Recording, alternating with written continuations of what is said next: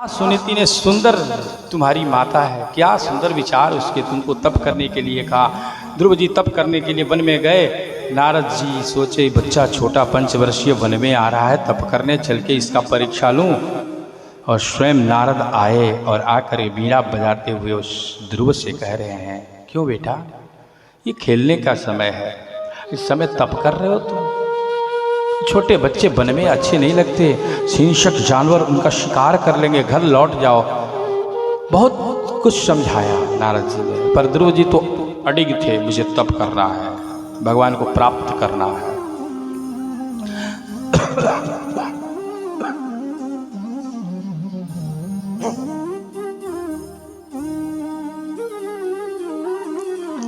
सब जगह से समझा बुझा करके भी थक गए, नहीं ध्रुव माने, तो नारद जी समझ गए पक्का चेला है ये, लौटेगा नहीं। और इसके मन में भगवान को पाने की सच्ची भक्ति है।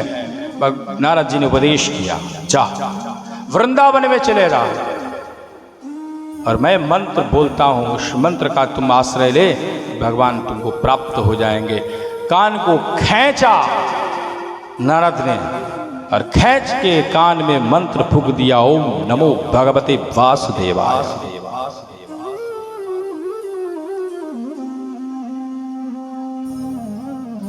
और इस मंत्र का आश्रय लेकर के ध्रुव चले गए वन में, जाकर के तप प्रारंभ किए।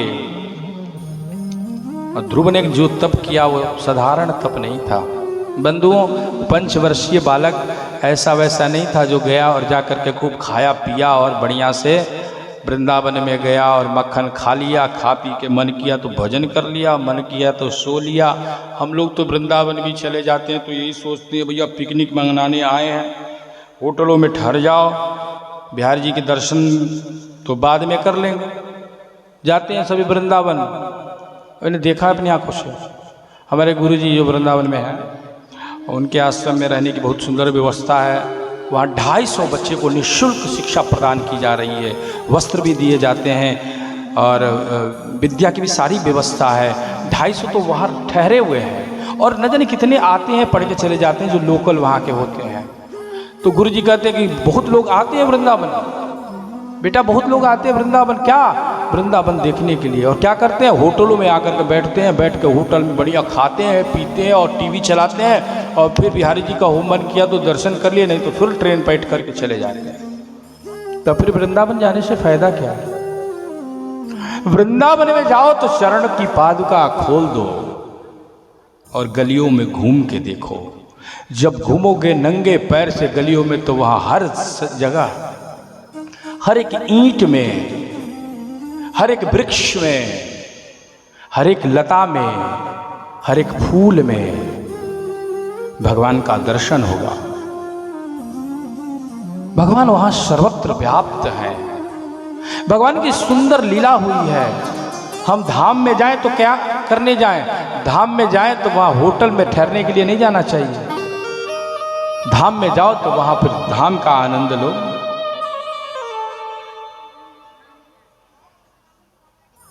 और वृंदावन में गुल्म लताओं के जो वृक्ष हैं, उन वृक्षों का जो पत्तियां हैं उस पे जो धूल उड़े पड़े हुए हैं श्री राधा रमण भगवान के, उन धूल को माथे से लगाओ। ध्रुव जी वृंदावन आए, तप किया, तपस्या आरंभ, और ऐसा किया कि 3 दिन के अंतराल में शाम को एक बार भोजन करते थे।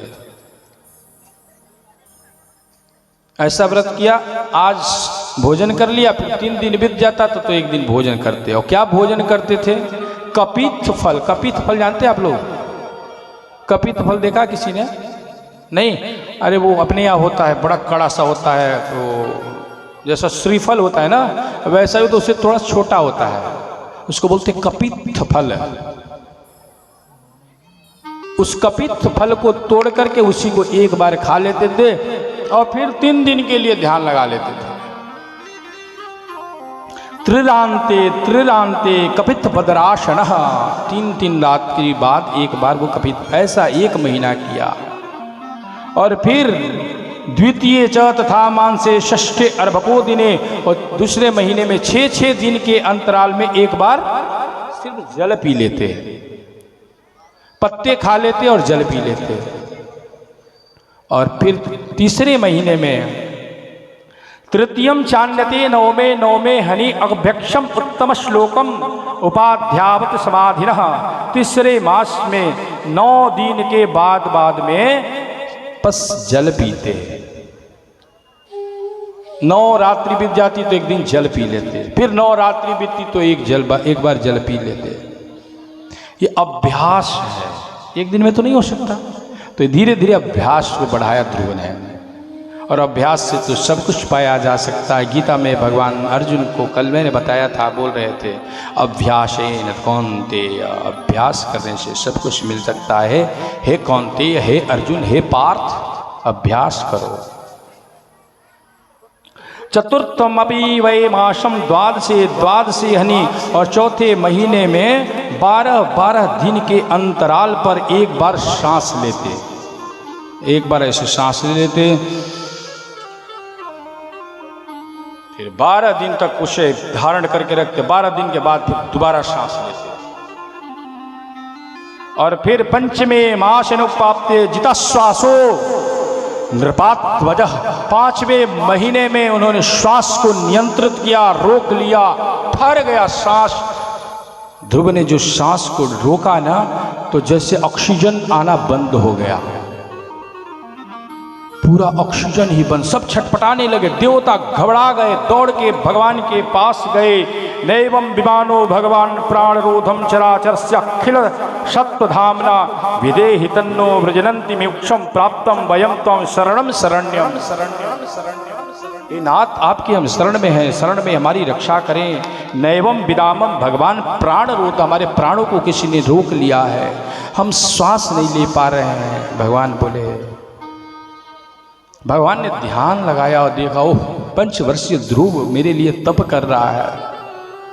उसी समय भगवान गरुड़ पे सवार हुए और वृंदावन में जहाँ पर ध्रुव तप कर रहा था भगवान के लिए, एक अंगूठे पर ऐसे खड़ा, एक पैर को ऊपर मोड़कर, श्वासों को रोककर और 2 बाहुओं को लगा करके वहाँ भगवान आए। और भगवान के तेज से भी, जब भगवान का तेज ध्रुव पे पड़ा तो ध्रुव ने आंखें खोली, सोचा मैं कुछ प्रार्थना करूं, कुछ स्तुति करूं, पर आ ही नहीं रहा था। भगवान की स्तुति कहाँ से आए? ध्रुव बोला, मेरा मन तो बहुत कर रहा है, कुछ स्तुति करूं, कुछ प्रार्थना करूं, पर मैं इतना ज्ञानी कहाँ जो आपकी स्तुति कर पाऊं। उसी समय भगवान ने अपने शंख को ध्रुव के कपोल से सटा दिया, और जो कपोल से शंख सटा, ध्रुव को सारे ब्रह्म विद्या आदि प्राप्त हो गए, सारे अस्त्र, सारे शास्त्र, सारे पुराण, सारे वेद वेदांत सब ज्ञात हो गए। ब्रह्म ज्ञान जागृत हो गया अंदर से ध्रुव का, और ध्रुव ने स्तुति की। योऽन्तः प्रवेश मम वाच विवां प्रशोप्त संजीवयत्यखिल शक्तिधरश्वधाम्ना अन्यासहस्तचरणश्रवणात्वगादीन् प्राणान् नमो भगवते पुरुषाय तुभ्यम्।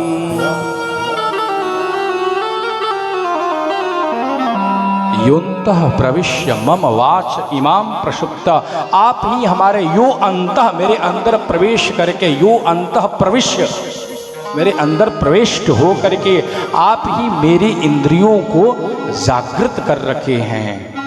मेरे इंद्रियों का जो बल है, आँख नाक कान त्वचा जो काम कर रही है, हाथ पैर जो काम कर रहे हैं, वो आपके अंदर होने से ही है। चेतना आपके आने से है। आप जो अंदर में सूक्ष्म रूप से आकर के आत्म रूप से इसमें प्रतिष्ठित रहते हैं, तब तक ही ये इंद्रियां काम करती हैं। ये सारी इंद्रियां आपके वशीभूत हैं। मैं आपको इंद्रियों, समस्त इंद्रियों के साथ नमस्कार करता हूँ। योऽन्तः प्रविश्य मम वाचि ममां प्रसुप्त संजीवयत्यखिल शक्तिधर सुधाम्ना अन्यास्तहस्तचरणस्वरुणात्मगादिं प्राणान् नमो भगवते पुरुषाय तुभ्यम्। हे नाथ, हे पुरुष, हे महा, हे तत्पुरुष, आपका कोटि कोटि वंदना। भगवान प्रसन्न हुए, बोले वरदान मांग। ध्रुव बोला वरदान। अब क्या वरदान शेष रहा? आपका दर्शन हो गया नाथ, हे करुणा निधान, हे राधा रमण लाल, आपका दर्शन प्राप्त हो गया। अब कुछ मांगने की इच्छा कहाँ है? भगवान बोले नहीं, फिर भी मांग। क्यों? क्योंकि मेरा दर्शन विफल नहीं होता। जब मैं किसी को दर्शन देता हूं तो बदले में उसको वरदान देता हूं। जानते हैं ध्रुव ने क्या मांगा? ध्रुव ने मांगा,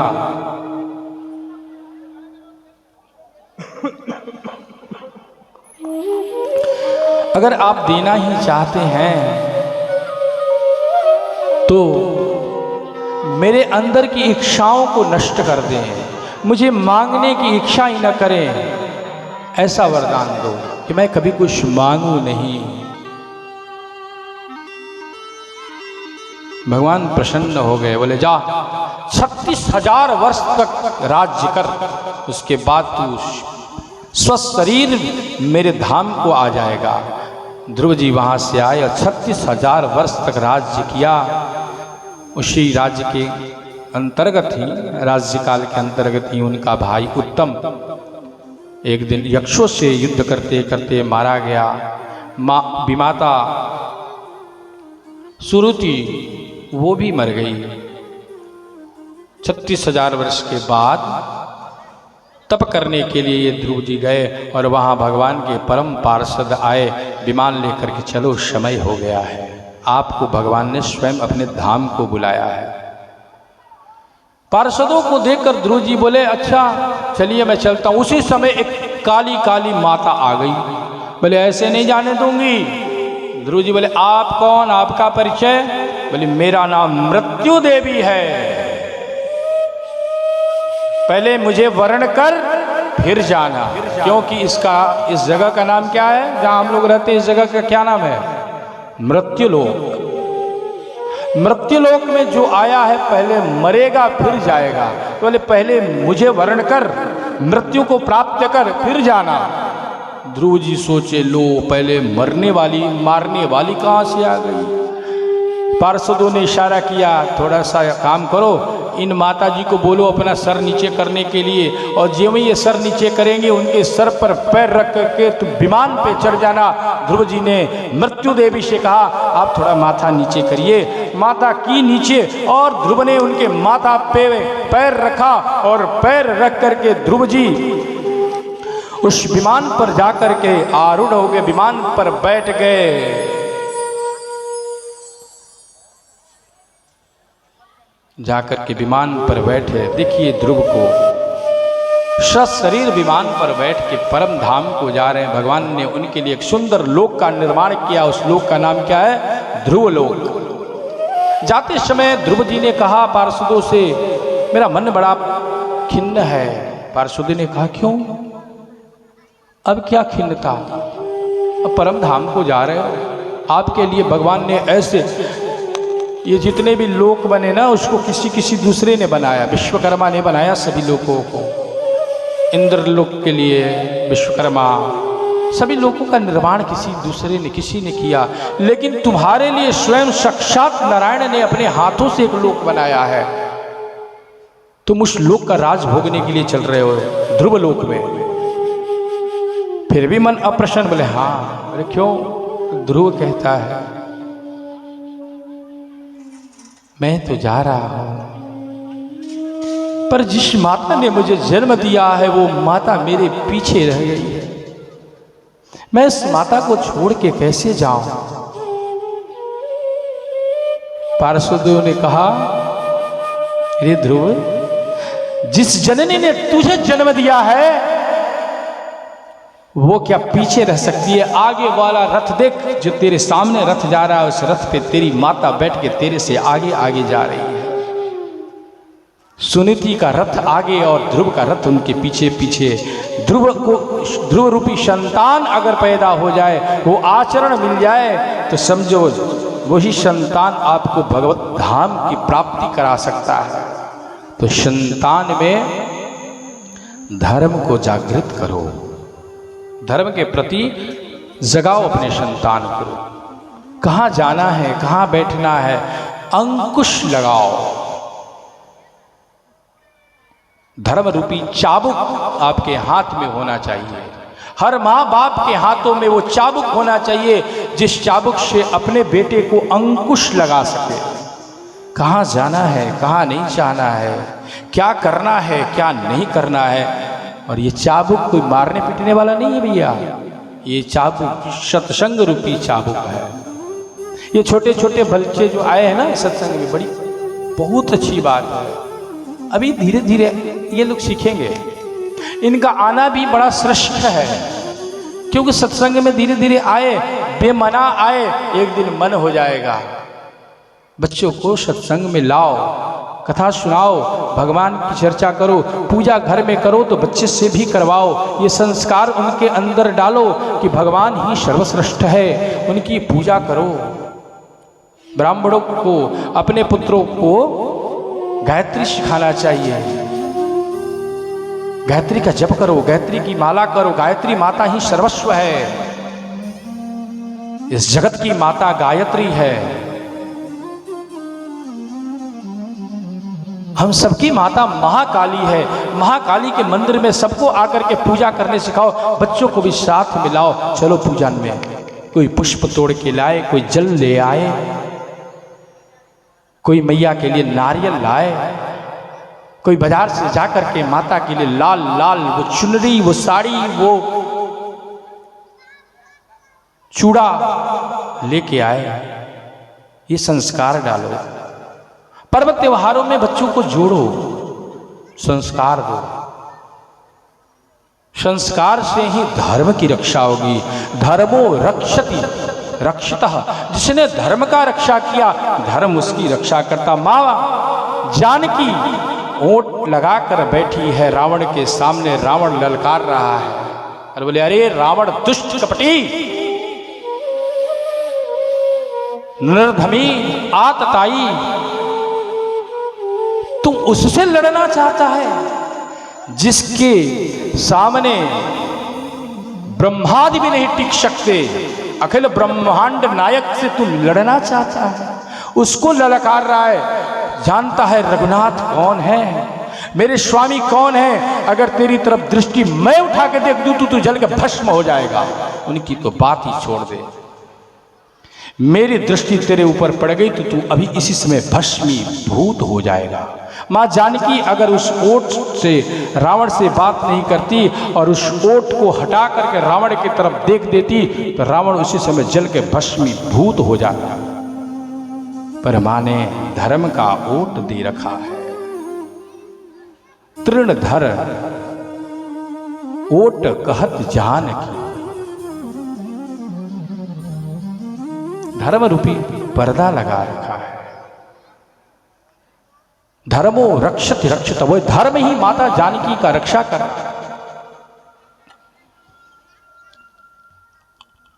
ध्रुव जी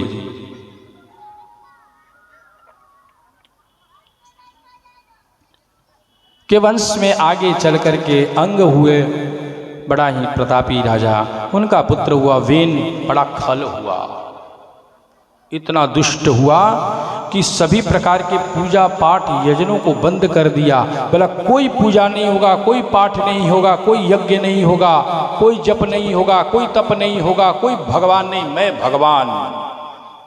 न यष्टव्यम न दातव्यम न होतव्यम द्विजा क्वचित् इति न्याय इति नव आर्य धर्म भेरी भूषेण सर्वसः। अनार्य धर्म, अनार्य धर्म का पालन किया उसने। धर्म के विरुद्ध जो काम करे उसका नाम है अनार्य धर्म।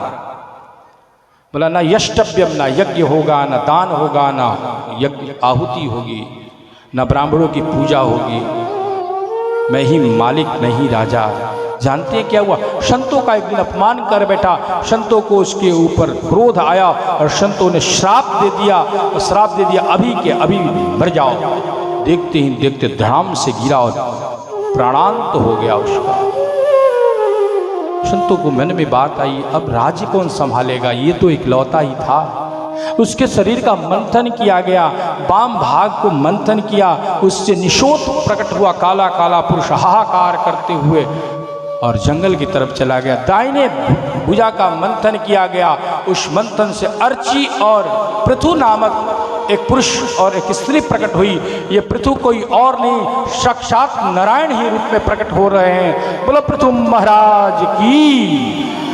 ये 24 अवतार बताए थे ना, बताएंगे कथा में, ये अवतार हो रहे हैं। जितने बार महाराज भगवान की जय बोलेंगे समझो वही अवतार है सब। वामन अवतार हुए, पृथु अवतार हुआ, अब आज अवतारों की लड़ी लग जाएगी, देखना कितने अवतार एक साथ होंगे। और पृथु महाराज ने फिर आकर के वेन के भय से जो माता पृथ्वी ने सब कुछ खनिज संपदा को छिपा लिया था, निकाल के बाहर कर दिया। गौर रूपी पृथ्वी को का दोहन किया और पृथ्वी को खनिज संपदाओं से परिपूर्ण कर दिया, खगोल विगोल विज्ञान भर दिया। और इन्हीं पृथु महाराज के पुत्र हुए विजिताश्व। पृथु महाराज ने 100 अश्वमेध करने का संकल्प किया, 99 अश्वमेध यज्ञ किए, 100वां अश्वमेध यज्ञ करने के लिए घोड़ा को छोड़ा। उस समय इंद्र ने घोड़े को चुरा लिया, ढूंढा गया, कहीं घोड़ा नहीं मिला। उनके पुत्र विजिताश्व ढूंढते ढूंढते उनको पता चला इंद्र ले गया है। इंद्र के पास गए और जाकर के इंद्र के यहाँ से घोड़ा लेकर आए। यज्ञ प्रारंभ हुआ और प्रारंभ जो ही हुआ, फिर दोबारा कपट का रूप धारण करके इंद्र फिर से दोबारा घोड़ा लेकर चला गया। ये जानते हैं इंद्र क्यों ऐसा कर रहा? क्योंकि 100 अश्वमेध यज्ञ जो कर ले वो इंद्र बन जाता। इंद्र कोई आदमी नहीं भैया, वो पद है। आपके पास 100 अश्वमेध यज्ञ का फल प्राप्त हो जाएगा तो आप भी इंद्र बन जाओगे। उसके मन में भय हुआ, पृथु ने 100 अश्वमेध यज्ञ कर लिया तो इंद्र मेरा पद खाली हो जाएगा, मुझे छोड़ना पड़ेगा, इसलिए इस घोड़े को चुरा लिया। अब विजिताश्व पुनः गया इंद्र के पास और जाकर घोड़े को ले आया। यज्ञ करता ब्राह्मणों ने कहा कि अब इन्हीं को ऐसा मंत्र की आहुति देंगे कि इंद्र ही आकर के इस अग्नि में भस्मीभूत हो जाएगा। और स्वाहाकार बोलने वाले ही थे कि उसी समय भगवान ब्रह्मा आ गए। बोले क्या कर रहे हो? पृथु महाराज ने हाथ जोड़ के कहा, नहीं नाथ, मेरा मन ऐसा नहीं था, मैं तो कोई राजा बनना नहीं चाहता, कोई इंद्र नहीं बनना चाहता, पर क्या करूं? इंद्र को तो उसकी गलती का भान दिखाना ही होगा। उसी समय नारायण भगवान आए और आकर के पृथु महाराज को समझाए और पृथु और इंद्र का मिलन करवाए, मित्रता करवाए। इसे पृथु महाराज के यहाँ एक पुत्र हुआ जिसका नाम था विजिताश्व। विजिताश्व की पत्नी शिखंडिनी, शिखंडिनी के 3 पुत्र हुए, पावक, पवमान और शुचि, जो अग्नि के रूप हैं। और एक पत्नी थी जिसका नाम था नभस्वती, उसके 6 पुत्र हुए, बरहिषद, गए, शुक्ल, कृष्ण, सत्य और जित व्रत, जिसमें बरहिषद प्राचीन बरही के नाम से जाने गए। इन्हीं प्राचीन बरही के यहाँ एक दिन नारद जी आए और प्राचीन बरही बहुत यज्ञ करते थे और यज्ञ जितना यज्ञ करते उस यज्ञ में खूब सुंदर दान करते। एक दिन किसी ने आकर के कह दिया ये सारा दान पान बंद करो, यज्ञ में बलि दो, बलि देने से भगवान प्रसन्न होते हैं। अब ये प्राचीन बरही के मन में कहाँ से घुस गया कि यज्ञ में बलि देना ही सही है, और वो बलि देना चालू किया। जितना यज्ञ करता उतना बलि देता और जानवरों का निरीह पशुओं को बलि दे देता, चढ़ा देता। कुछ लोगों की आदत होती है अपनी कामनाओं की पूर्ति के लिए निरीह जानवरों का बलि दे देते हैं। माँ परम्बा क्या बलि के लिए तैयार है? अपने बेटे का बलि लेती है क्या? कोई माँ अपने बेटे का बलि ले सकता है? कोई माँ अपने बेटे का बलि स्वीकार नहीं कर सकता। हम अपनी कामनाओं के लिए माँ के सामने जाकर के बलि दे देते हैं। अरे देना है तो अपनी बलि देना, फिर मैं देखूं कितना तुम बलवान है। बलि भी देता है तो उसका जो निरीह है। प्राचीन बरही बलि देता हर यज्ञ में। नारद जी आके समझाए क्या कर रहे हो? तुम्हारा सारा यज्ञ नष्ट हो जाएगा, इसका फल कुछ भी नहीं मिलेगा। प्राचीन बरही बोले क्यों? मैं इतना बड़ा यज्ञ करता, हर यज्ञ में मैं इतने बलियों को देता हूं जिससे भगवान प्रसन्न होते। बोले भगवान प्रसन्न नहीं होते बलियों से। तो बोले आओ दिखाता हूँ। यज्ञशाला से बाहर निकलो। बाहर निकला प्राचीन बरही, देखो ऊपर, देखो ऊपर जो देखा तो जानवर एक से एक, बकरा, भैंस, शुकर, गधा, सब मुंह लटका करके नीचे प्राचीन बरही की तरफ मुंह फाड़ के खड़े। कभी ये मरे तो इसको मैं खा जाऊं। बोले देखा, जितने बलि तुमने दिया था वो सब के सब तेरे मरने के इंतजार में, तू कब मरेगा, तेरे को फाड़ के खा जाएंगे, चिथड़े चिथड़े कर देंगे तेरे। प्राचीन बरही डर गया। हे भगवान, हे नारद जी क्या करूं? बोले बलि देना अच्छी बात नहीं है राजन। आओ मैं तुझे एक कथा सुनाता हूं। तब अभिज्ञात और पुरंजन नामक दो मित्रों की कथा सुना। इस कथा को आप लोग ध्यान से सुने, एकदम मन को ध्यान में रखिए, एकाग्र होकर के सिर्फ कथा का ध्यान करिएगा। देखिएगा कितना सरल कथा और आपके लिए कथा, आपकी कथा है। एक अभिज्ञात था और उसका मित्र था पुरंजन। एक दिन अभिज्ञात और पुरंजन घूम रहे थे, सैर सपाटे पे निकले। घूमते घूमते पुरंजन ने अभिज्ञात से कहा, हे मित्र, मेरा मन कर रहा है कि मैं थोड़ा सा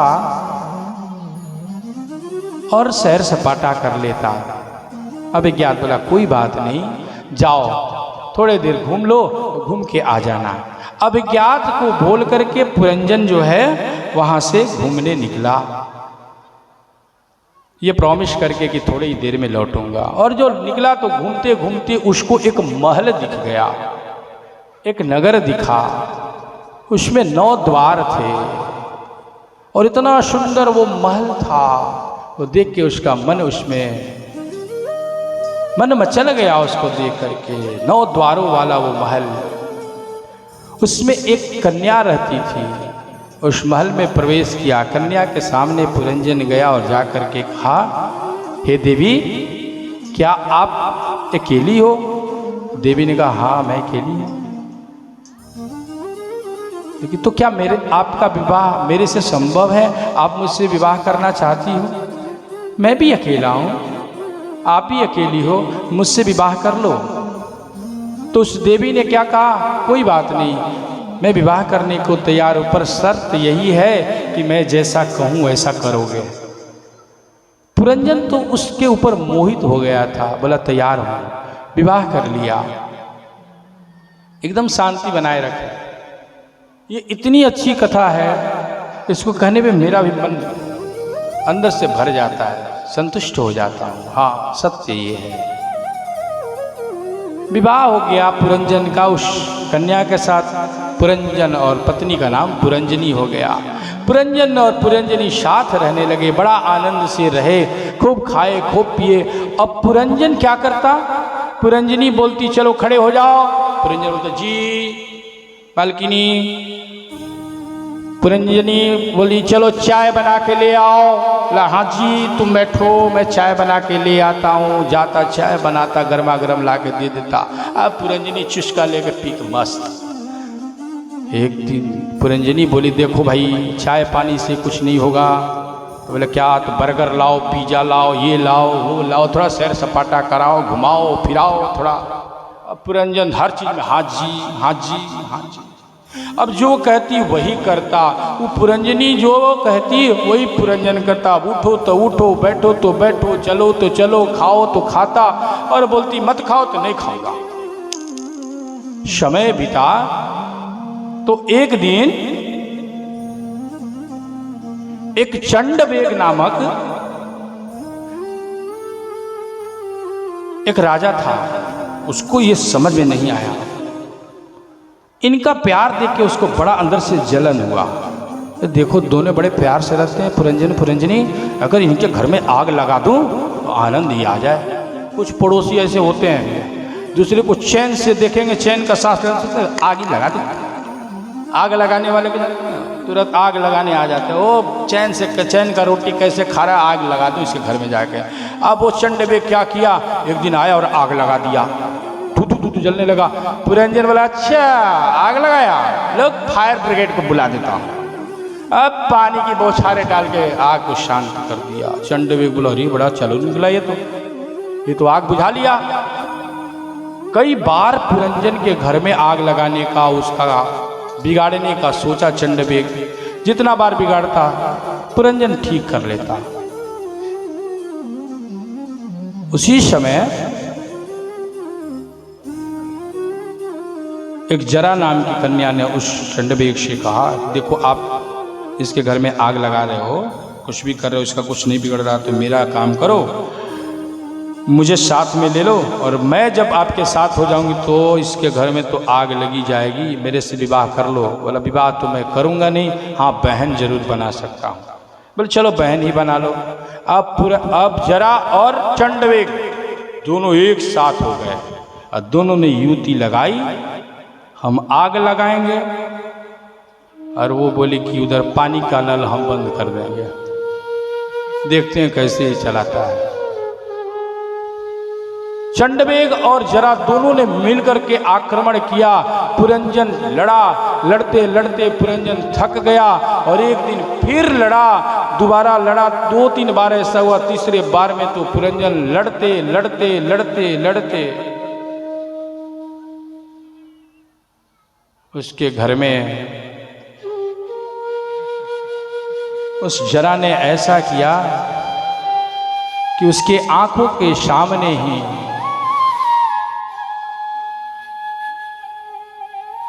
पूरे घर में आग लग गया, धू करके आग जलने लगा। और वो पुरंजन अपनी पत्नी के बारे में सोचने लगा, मैं मर जाऊंगा तो मेरी पत्नी को कौन संभालेगा। हाय रे पुरंजनी तेरा क्या होगा मेरे मरने के बाद, हाय रे पुरंजनी अब तेरा कौन रक्षा करेगा, अब तेरे इशारे पे कौन नाचेगा। एक मैं ही तो था जो तेरे इशारे पे नाचता था, अब किसको नचाएगी। हाय रे पुरंजनी, हाय रे पुरंजनी, हाय रे पुरंजनी करते करते मर गया। फिर जन्म लिया, अंते यामति सागति, अंत में मरते समय जिसका ध्यान करोगे वही जन्म लोगे। तो फिर से किसका मरते समय किसको याद किया था, पुरंजनी को। पुरंजनी पुरंजनी करते मर गया तो फिर स्त्री बन के आ गया, पुरंजनी रूप में एक स्त्री बन के आया। उसका फिर एक पुरुष के साथ विवाह हुआ। अब देखो क्या घटना है ये। आया था कुछ दिन के लिए सैर सपाटे पे और क्या चक्कर खा रहा है। मरा, मरने के बाद फिर दोबारा जन्म लिया, जन्म लेने के बाद फिर स्त्री बना, स्त्री बन के फिर विवाह किया और विवाह किया। विवाह करने के बाद कुछ ही दिन के बाद उसका पति भी मर गया। जब पति मर गया तो उसकी चिता लगाई गई। तो ये स्त्री रूप में था तो बोला मैं जाकर के इसी चिता पे बैठ जाऊंगी और सती हो जाऊंगी। सती होने के लिए उस चिता पे दौड़ा। उसी समय उसका मित्र अभिज्ञात आया, हाथ पकड़ लिया, अरे ठहर कहाँ जा रहा है। तुम कौन, पहचाना नहीं, मैं तेरा मित्र अभिज्ञात। बोला हाँ कैसे। बोला अरे तुम याद कर, तुमने मुझसे कह के कुछ दिन के लिए मोहल्लत मांगी थी कि कुछ दिन के लिए मैं सर सपाटे से जा रहा हूँ, लौट के आऊँगा। और तुम आने के बाद कितने दिन हो गए, तुम आया नहीं लौट के। तब उस पुरंजन को याद आया, ओ हो हम तो इस अभिज्ञात के मित्र हैं। फिर अभिज्ञात हाथ पकड़ के अपने साथ लेके चला गया। विदुर जी कहे मैत्रेय ऋषि से, हे मैत्रेय महामुनि मैं समझा नहीं आप क्या कहना चाहते हैं इस कथा से, इस कथा का भाव क्या है।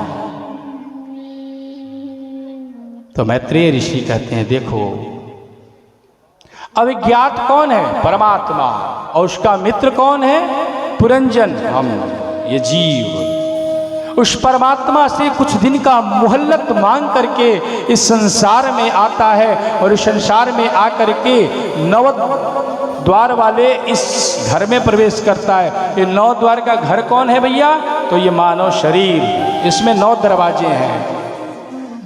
कान के दो नाक के छिद्र, 2 कान के छिद्र, 1 मल द्वार, 1 मूत्र द्वार 6 और 2 1 मुख के 7 और 2 आंखों के। इस प्रकार से 9 द्वारों के छिद्र वाले इस सुंदर महल में आकर के जीव फंस जाता है। और पुरंजनी कौन है? तो वो इसके अंदर बैठी बुद्धि है, उसके साथ विवाह कर लेता है। फिर बुद्धि जैसा बोलती है वैसा ही पुरंजन करता है, वैसा ही मन कर, जैसी बुद्धि बोलती है वैसा हम करते हैं। बुद्धि बोलती है चलो खा लो तो खा लेते हैं, बुद्धि बोलती है नहीं खाना नहीं खाते। बुद्धि बोलती है उठ जाओ तो उठ जाए, बुद्धि बोलती है कथा सुनो तो सुनने आ जाते, बुद्धि बोलती है कथा में अब मन नहीं लग रहा है घर चलो, बहुत देर हो गया, इतना देर कौन बैठे, घर में बच्चे होंगे खाना पीना बनाना होगा, चलो चलो चलो चलो, चलो। तो फिर हम कथा आधे अधूरे छोड़ के घर चले जाते हैं। ये जीव ही ऐसा है। और ये चंडवेग कौन है? पड़ोसी चंडवेग कोई और नहीं, काल है। काल का वेग धीरे धीरे हमारा समय जैसे बीत रहा है, वो चंडवेग हमारे ऊपर धीरे धीरे आक्रमण करता है और फिर हम उससे लड़ते हैं। आग लगा क्या? तो पहला आग लगता है क्या भैया? केस जो काले काले होते हैं सफ़ेद होने लगते हैं, आंखों की दृष्टियां कम हो जाती हैं, कान से कम सुनाई देने लगता है। समझो वो चंड वेग ही बार बार आक्रमण कर रहा है। काल रूपी चंड वेग धीरे धीरे हमको परास्त कर रहा है आग लगा लगा करके। ये महल धीरे धीरे जीर्ण हो रहा है, एक दिन ध्वस्त हो जाएगा। और वो उसके साथ अब जरा कौन है? तो जरा ही वो बुढ़ापा है। जरा माने बुढ़ापा। जब उस चंडवेग के साथ जरा मिल जाती है, बुढ़ापा मिल जाता है, काल और बुढ़ापा एक साथ आ जाते हैं, तब वेग बलवान हो जाता है। तब आकर के इस महल को, इस शरीर रूपी महल को वही चंडवेग और जरा गिरा करके एक दिन मृत्यु को प्रदान कर देती है। और फिर हम इस संसार को ही याद करते हैं, मेरा बेटा, मेरी बेटी, मेरी पत्नी, मेरा पति, मेरा संसार, मेरा गाड़ी, मेरा बंगला, मेरा ये, मेरा वो, और इसको याद करते करते फिर हम मरते हैं तो फिर हम वही जन्म लेके आ जाते हैं। लो वही आगा पत्नी पत्नी करने मरा फिर पत्नी बन जा, पति पति करते मरी तो फिर पति बन जा, बेटा बेटी करते मरा तो फिर वही बन जा। तो फिर बार बार जन्म लेते हैं, फिर बार बार भोगते हैं। यही पुरंजन और पुरंजनी है। और एक दिन वही अभिज्ञात जब आता है परमात्मा साधु रूप में, संत रूप में, सत्संग रूप में, तो हमको बार बार मरने से, उस चिता पे जलने से हाथ पकड़ लेता। अरे चिता पे क्यों जल रहा है, चल, तेरा स्थान यहाँ नहीं, तू मेरे साथ चल, मेरा मित्र है, मेरे साथ चल। तो वही परमात्मा का एजेंट बोलो आप, आता है और हाथ पकड़ करके ठाकुर के हाथ में दे देता है, ले। और ठाकुर के हाथ में जब हमारे हाथ को पकड़ा देता है वो परमात्मा सत्संग के माध्यम से, तो फिर ये जीव जो है, जीवात्मा जो है परमात्मा में जाकर के मिल जाता है। यही पुरंजन और पुरंजनी के माध्यम से नारद जी समझाए प्राचीन बरही को। पुनः 5वें स्कंद की कथा प्रारंभ हुई। 5वें स्कंद में कहते हैं कि वो उनके एक पुत्र और हुए मनु महाराज के, इनका नाम है प्रियव्रत। प्रियव्रत भागवत आत्मा राम कथम मुने गृहे रमत यनमूल कर्म बंध पराभव।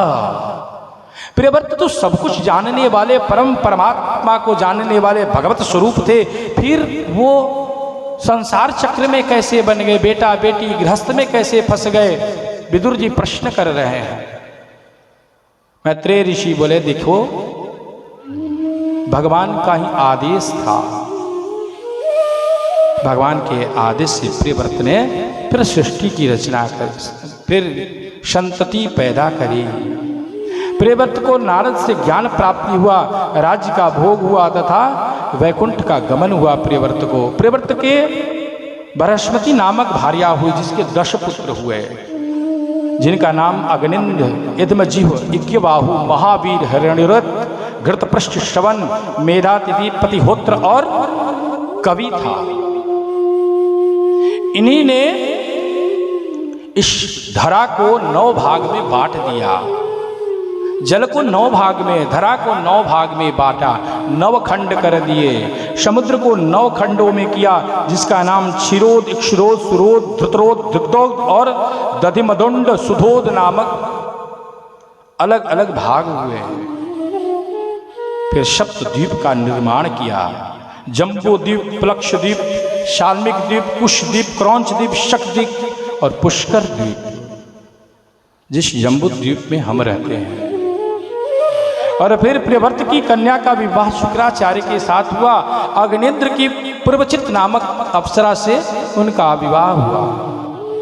इसी अग्निन्द्र के यहाँ 9 पुत्र हुए, जो नाभि, किमपुरुष आदि नाम से जाने गए। और इन्हीं नाभि के यहाँ आगे चल करके ऋषभ देव हुए। बोलो ऋषभ भगवान की। ये ऋषभ भगवान के अवतार हैं, जो जैन धर्म के पहले प्रवर्तक कहे गए हैं। सब में स्त्री पुरुष में कोई भेद नहीं रखते। ऋषभ देव अहिंसा परमो धर्मः, जिन्होंने ये सिखाया अहिंसा परमो धर्मः। हिंसा करना अच्छी बात नहीं, लड़ाई झगड़ा करना, मार पीट काट पीट करना अच्छी बात नहीं है। अहिंसा परमो धर्मः, परम धर्म क्या है? अहिंसा है। और ऋषभ देव जी के यहाँ 100 पुत्र हुए। इनके ऋषभ देव के 100 पुत्रों में 81 पुत्र जो हैं वेदज्ञ हुए और वेद को जानने वाले ब्राह्मण पंडित हुए। और 9 पुत्र जो हुए नव योगेश्वर हुए, जिनकी कथा आगे हम सुनाएंगे। द्वादश स्कंद के में 7वें दिन की जब कथा होगी तो योगेश्वर संवाद में आपको हम कथा वो सुनाएंगे। 9 योगेश्वर हुए और फिर उसके बाद 9 पुत्र जो हुए वो 9 देशों के अलग अलग राजा हुए। और बड़ा बेटा का नाम था भरत, जो जिनको राज्य दे करके ऋषभ देव अपने शरीर सहित घर को छोड़ के चले गए। और एक दिन ऋषभ देव अपने देह में देहाग्नि को प्रकट करके शरीर को छोड़ दिया। राजा भरत जी ने खूब सुंदर राज्य संभाला। राज संभालते संभालते कई वर्षों तक राज्य किया। और एक दिन मन में विचार आया, इस राज्य में कुछ नहीं रहा। अपना राज्य अपने बेटे को दे करके वन में चले गए। वन में जा कर के वहाँ पे तप किया, खूब सुंदर भगवान का पूजन पाठ आदि करते, वन में रहते। एक दिन राजा भरत जी नदी के किनारे तत्र तदा राजन हरिणा पिपाशा, राजा गंडकी नदी में स्नान कर रहे थे। उसी समय तत्र तदा राजन हरिणी पिपाशा, एक हरिणी पानी पीने के लिए आई जो गर्भवती थी। उसके पीछे एक सिंह दहाड़ लगाया और उस दहाड़ के भय से हरिणी ने छलांग लगाया और उसका प्रसव हो गया। उसका शिशु भरत के हाथ में आ गया और उस पार जाकर हरिणी मर गई। शिशु को लेकर के भरत जी विचार करने लगे, इसको कौन पालेगा?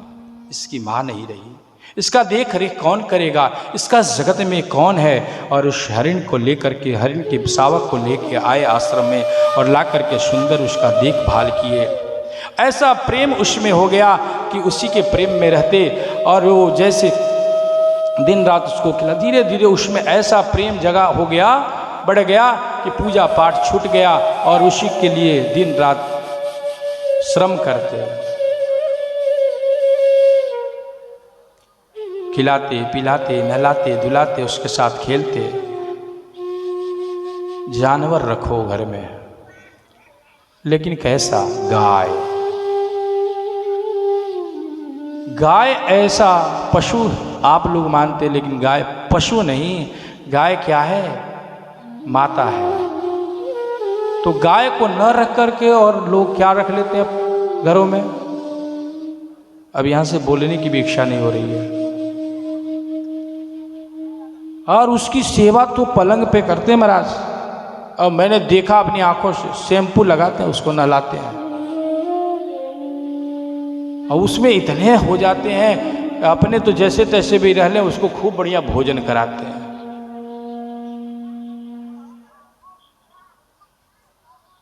मैं ये विरोध नहीं कर रहा हूँ, शास्त्र विरोध नहीं करता कि पशु मत रखो, पशु की रक्षा मत, पशु की रक्षा करो, भोजन दो, पर उनको उनके स्थान पे रहने दो। उनका एक अपना स्थान है। अगर ज़्यादा उनसे अटैच हो जाओगे तो फिर आपका जो धर्म है वो आपसे छूट जाएगा।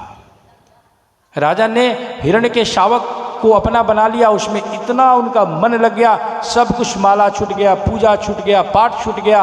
और एक दिन वो हिरण का झुंड आ रहा था, उसी झुंड को देख करके वो हिरण का बच्चा अपने जातियों को देखकर उसी के साथ चला गया, झुंड के साथ चला गया। और राजा उस हिरण के बच्चे को इंतजार का नाम लेकर रोते रोते एक दिन अपने शरीर को छोड़ दिए और मरते समय हिरण के बच्चे को हाय हाय करते रहे। मरे तो दूसरा जन्म लिया फिर हिरण के रूप में। अंते यागति शामति, अंते यामति सागति। हिरण का रूप लेके पैदा होना पड़ा और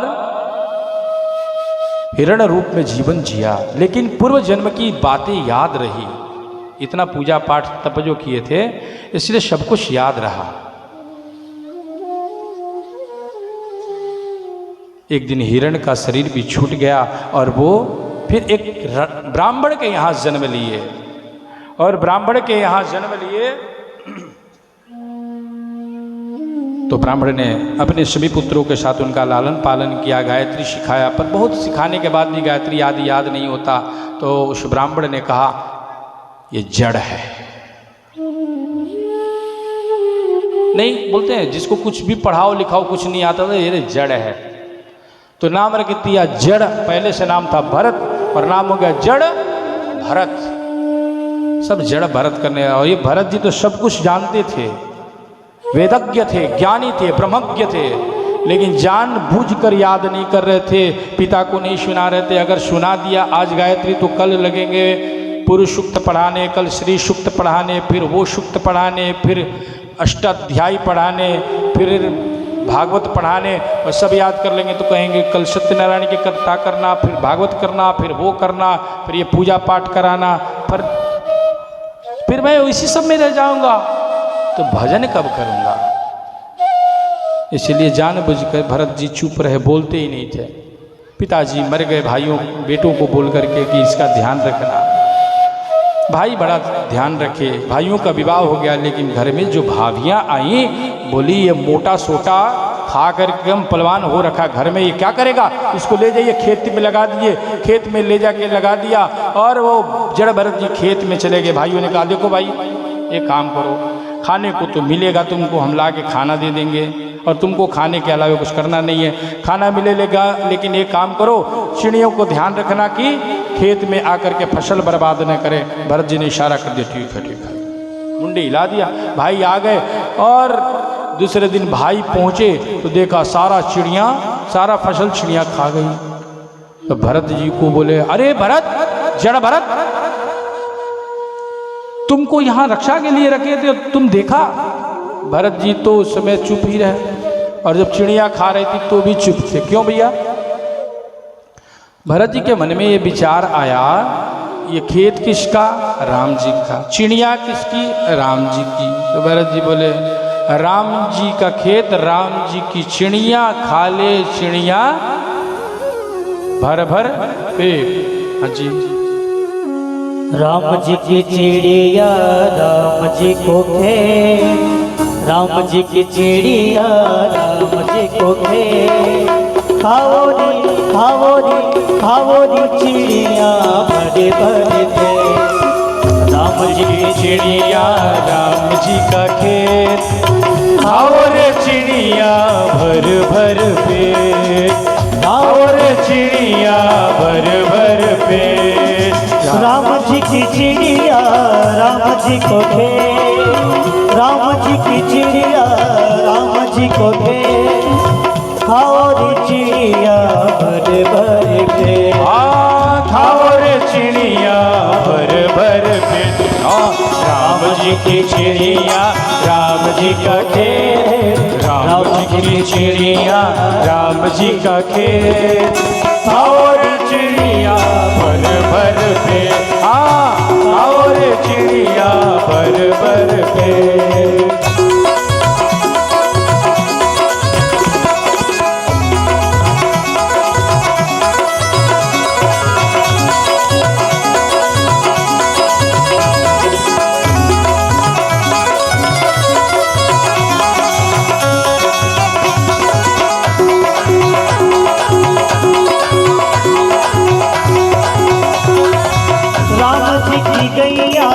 राम जी को थे, राम जी की गैया राम जी को थे, राम जी की गैया राम जी को थे, राम जी की गैया राम जी को थे, और गैया भर भर पे, और गैया भर भर पे। बोलो राम जी की चिड़िया राम जी को थे, राम जी की चिड़िया राम जी को थे, और चिड़िया भरे भरे पे, और चिड़िया भरे भरे पे।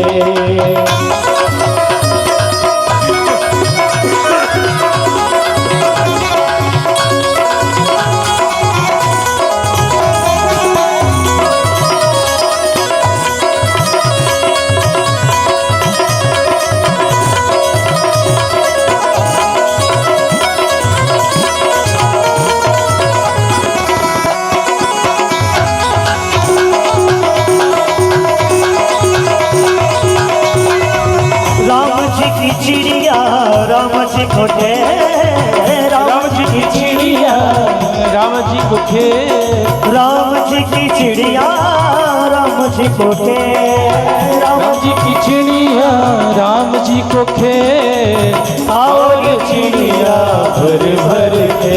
हाजी और चिड़िया भर भर पे। बोलो राम जी की चिड़िया राम जी को खे, राम जी की चिड़िया राम जी को खे, और चिड़िया भर भर पे। हाजी और चिड़िया भर भर पे, और चिड़िया भरे भरे पे। बोलो राधे राधे श्याम, बोलो राधे राधे श्याम, राधे राधे श्याम, बोलो राधे राधे श्याम, राधे राधे श्याम, बोलो राधे राधे श्याम, राधे राधे श्याम, बोलो राधे राधे। ओ राधे राधे राधे राधे राधे राधे राधे राधे राधे राधे राधे राधे राधे राधे राधे राधे राधे राधे।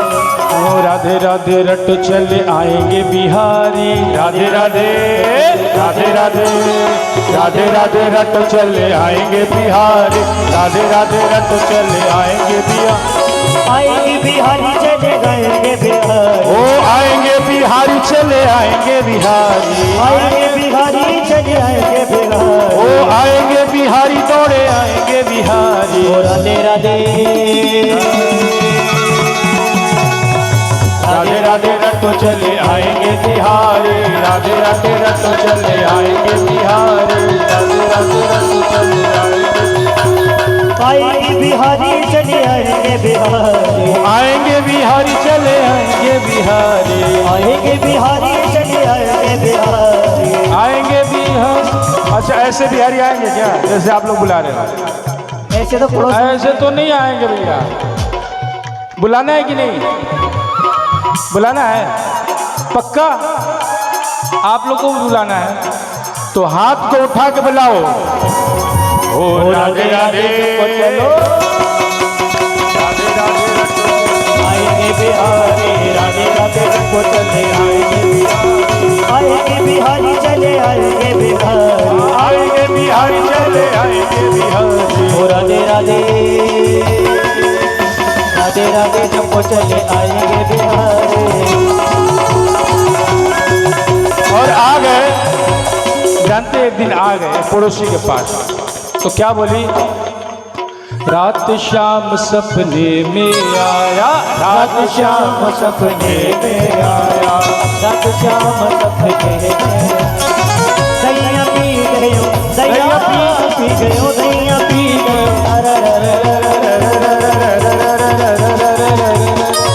रात श्याम सपने में आया, रात श्याम सपने में आया।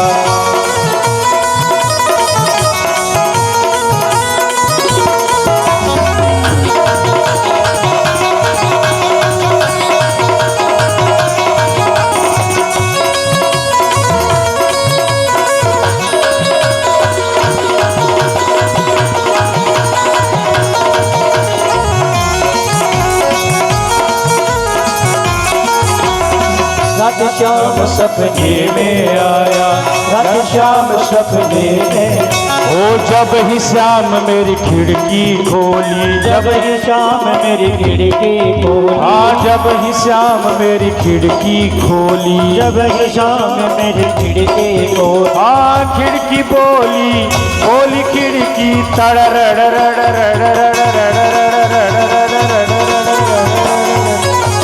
रात श्याम सपने में आया, रात श्याम सपने में दया पी गयो, दया रात श्याम सपने में आया, रात श्याम सपने में।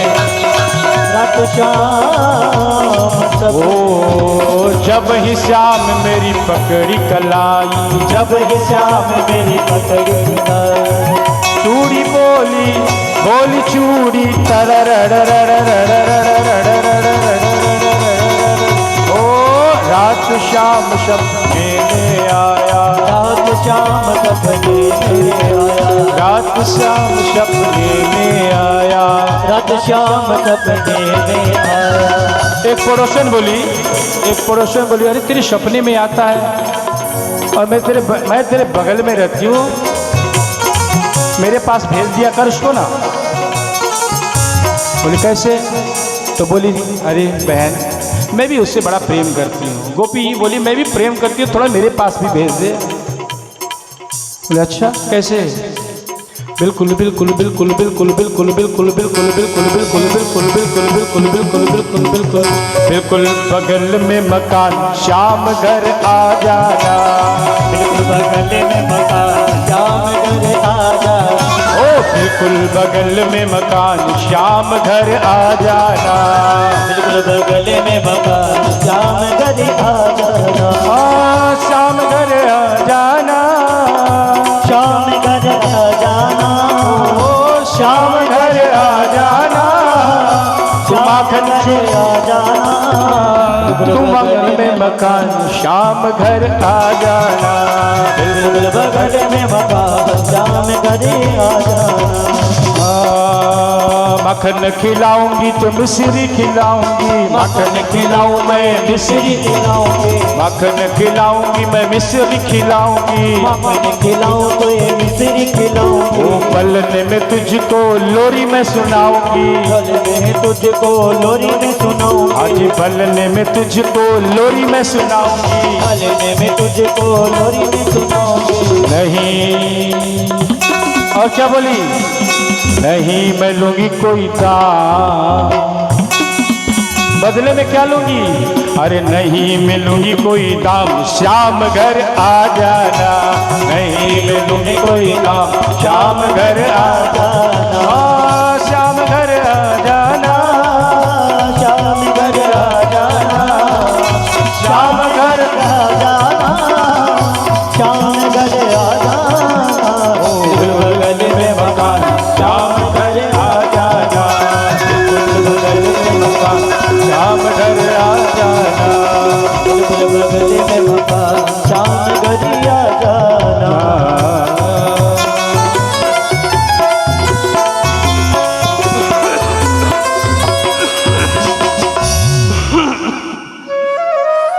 राम जी की चिड़िया